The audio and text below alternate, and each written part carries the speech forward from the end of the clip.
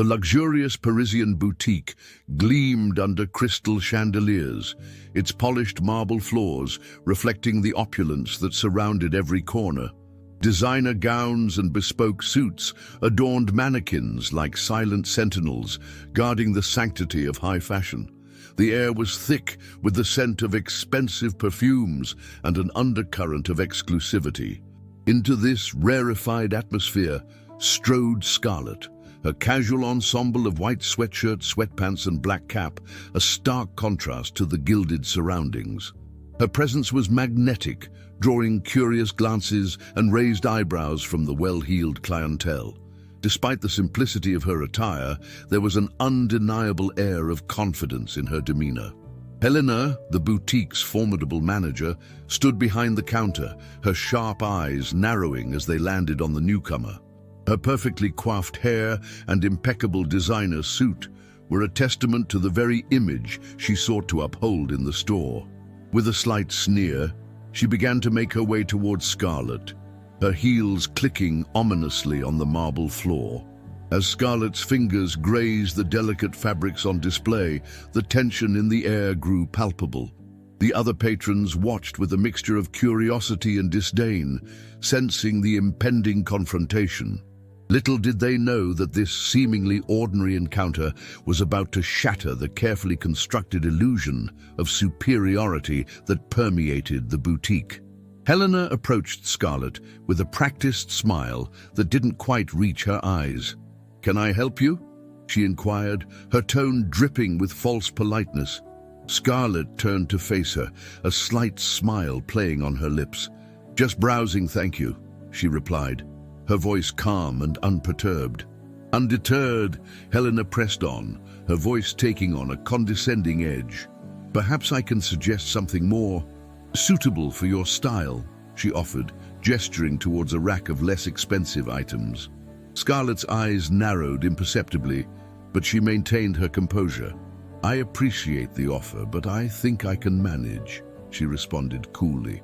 The other customers in the boutique began to take notice of the exchange, their hushed whispers creating a low buzz of anticipation. Helena's frustration grew as she realized her subtle hints were not having the desired effect. She decided to change tactics, her voice becoming sharper. "You understand, of course, that our clientele has certain expectations when it comes to attire, even while shopping." Scarlett's gaze locked with Helena's, a flicker of amusement dancing in her eyes. "And what expectations might those be?" she asked innocently, her question hanging in the air like a challenge. The atmosphere in the boutique crackled with tension as the two women faced off, neither willing to back down. As Scarlett continued to browse, selecting a stunning black silk dress, Helena's patience wore thin. She signaled to an assistant, her voice dripping with disdain. "Show our guest to the fitting room, though I'm not sure that particular piece will be suitable for her." The assistant hesitated, clearly uncomfortable with the situation. Scarlett accepted the dress with grace, ignoring Helena's barbed comment. As she made her way to the fitting room, she could feel the eyes of the other patrons following her. Some looked on with pity, others with barely concealed contempt. The whispers grew louder, a symphony of judgment echoing through the boutique. Helena, emboldened by the support of her regular clientele, decided to deliver the final blow. She approached Scarlett once more, her voice syrupy sweet but laced with venom. "You know, there's a lovely little shop just 3 blocks down that might be more accessible for you. Perhaps you'd be more comfortable there?"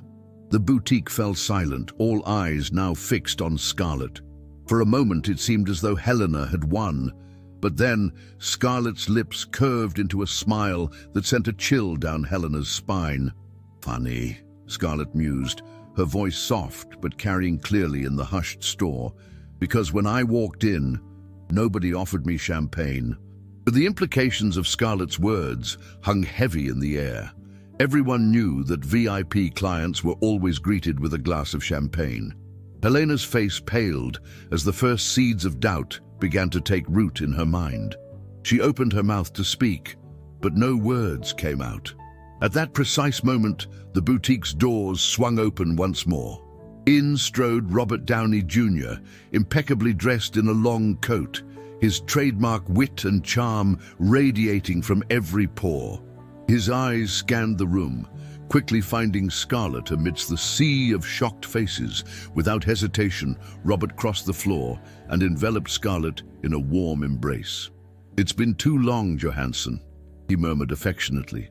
Scarlett returned the hug, her smile genuine and warm. "Far too long, Downey," she replied, her eyes twinkling with mirth. The effect was instantaneous. The VIP clients exchanged looks of astonishment and dismay. Helena felt the ground shift beneath her feet as the enormity of her mistake became apparent. She had not only mistreated a customer, but had insulted one of Hollywood's biggest stars, and now another A-lister was witnessing the aftermath. Robert turned his attention to Helena, his eyes glinting with a dangerous mix of amusement and reproach. "I hope they've been treating you well," he said to Scarlett, his voice laden with sarcasm. Scarlett's response was calm, but cutting. "Oh, it's been unforgettable," she replied, her tone leaving no doubt about the true nature of her experience. Helena's carefully constructed facade of authority crumbled before their eyes. She stammered, trying to find words to salvage the situation, but it was too late. The damage had been done, and the repercussions were already rippling through the boutique. One of the VIP clients, unable to contain herself any longer, whispered loudly to a nearby salesgirl, "If this is how they treat Scarlett Johansson, imagine how they treat the rest of us." The words spread like wildfire, igniting a wave of discontent among the once loyal patrons. Helena's phone buzzed insistently in her pocket. With trembling hands, she retrieved it, her face draining of color as she read the message from the boutique's owner. "We need to talk. Urgently." And in that moment, Helena knew her career in luxury retail had come to an unceremonious end. As the reality of the situation sank in, the atmosphere in the boutique shifted dramatically.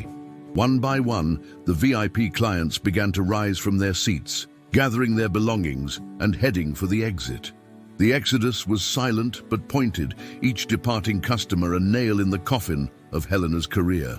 Amidst the chaos, Clara, the young assistant who had witnessed the entire debacle, found herself at a crossroads. She had always been uncomfortable with the boutique's elitist practices, but fear of losing her job had kept her silent. Now, watching Scarlett and Robert stand tall in the face of such blatant discrimination, she felt a surge of courage.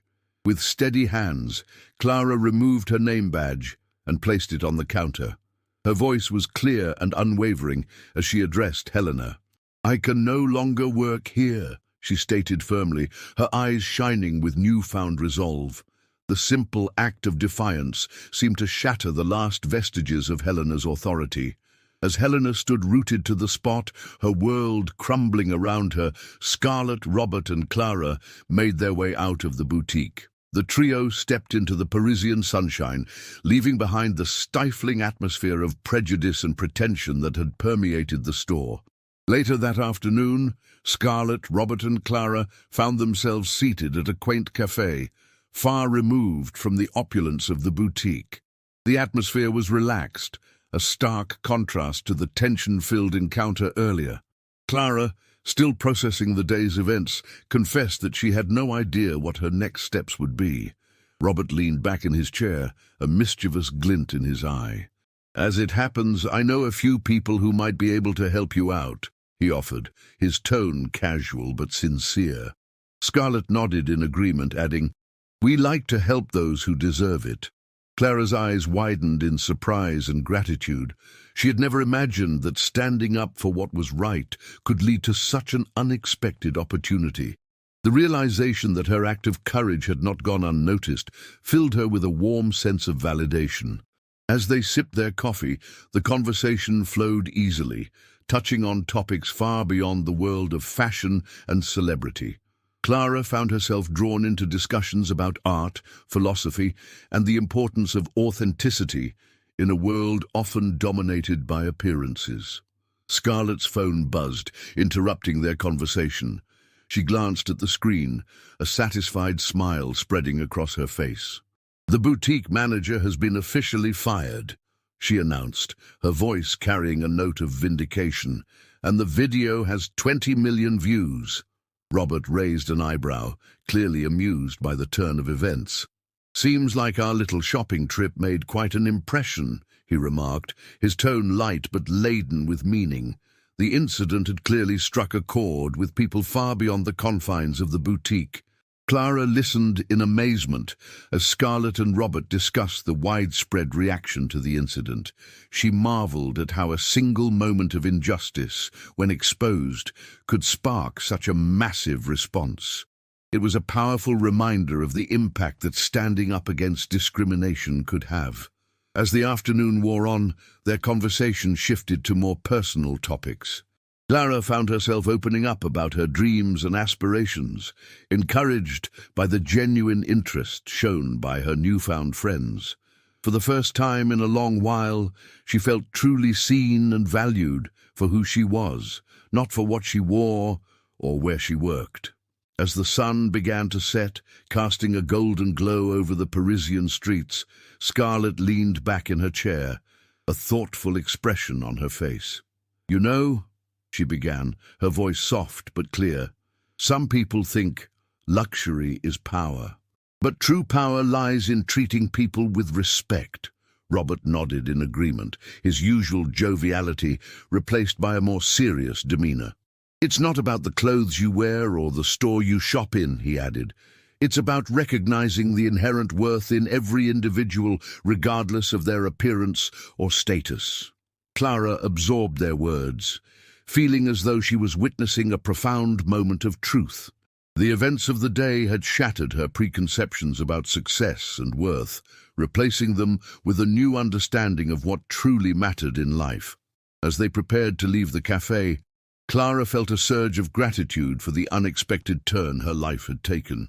What had started as a typical day at work had transformed into a life-changing experience, one that would shape her perspective for years to come.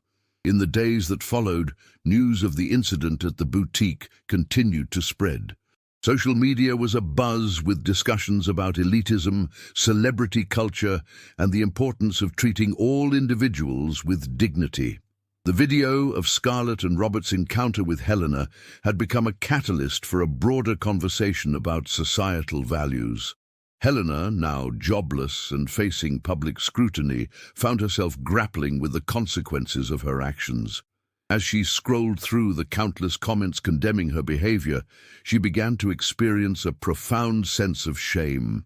For the first time, she was forced to confront the ugliness of her prejudices and the harm they had caused. Alone in her apartment, Helena reflected on the events that had led to her downfall. She thought about the countless customers she had judged based solely on their appearance, the subtle ways she had made people feel unwelcome or inferior. The weight of her actions pressed heavily upon her conscience. As the reality of her situation sank in, Helena realized that she had been given an opportunity, albeit a painful one, to reassess her values and the way she treated others. It was a harsh lesson, but one that held the potential for personal growth and transformation. Over time, Helena's initial anger and self-pity began to give way to genuine remorse. She started to see how her actions had not only hurt others, but had also limited her own understanding of the world. The diversity she had once shunned now appeared as a source of richness and beauty. Determined to make amends, Helena decided to reach out to organizations that promoted inclusivity in the fashion industry. She offered to share her story as a cautionary tale, hoping that others might learn from her mistakes. It was a small step, but an important one in her journey towards redemption. As she immersed herself in this new world, Helena discovered a passion for mentoring young people from diverse backgrounds who aspired to work in fashion. She found joy in nurturing talent and potential, regardless of where it came from. The very qualities she had once dismissed became the source of her inspiration.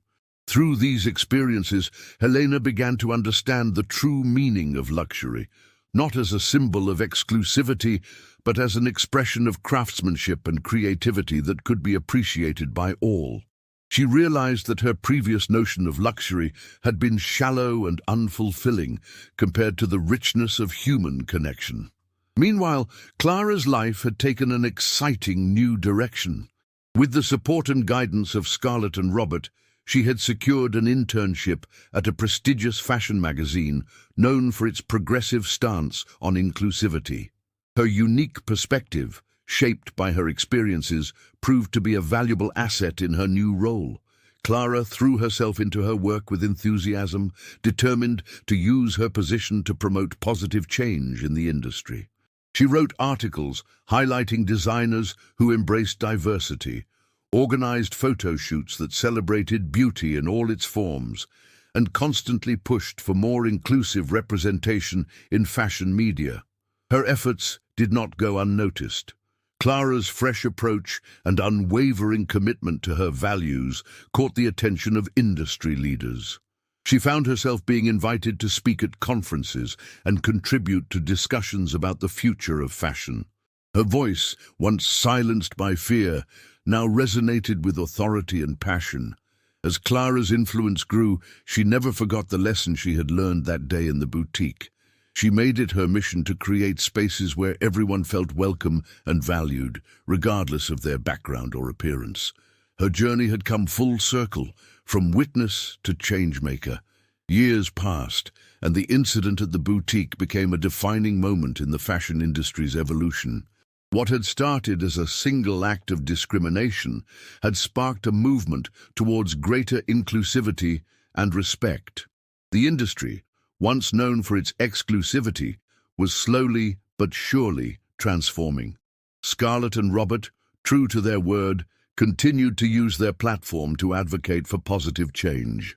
They collaborated with designers who prioritized ethical practices and inclusivity, attended events that celebrated diversity in fashion, and never shied away from calling out instances of discrimination when they encountered them. Their actions inspired a new generation of celebrities to use their influence responsibly. Red carpets became showcases not just for designer gowns, but for values and causes. The narrative around luxury and fashion began to shift, focusing more on creativity, sustainability, and social responsibility. As for the boutique itself, it underwent a complete transformation. Under new management, it became a beacon of inclusivity, known for its welcoming atmosphere and diverse clientele. The incident that had once threatened to destroy its reputation had ultimately led to its rebirth as a symbol of positive change. On a warm summer evening, Scarlett, Robert, and Clara reunited at the same cafe where they had sat years ago. As they reminisced about the events that had brought them together, they marveled at the changes they had witnessed and been part of over the years. Clara, now a respected fashion editor, shared stories of the young interns she mentored, many of whom came from backgrounds that would have once excluded them from the industry.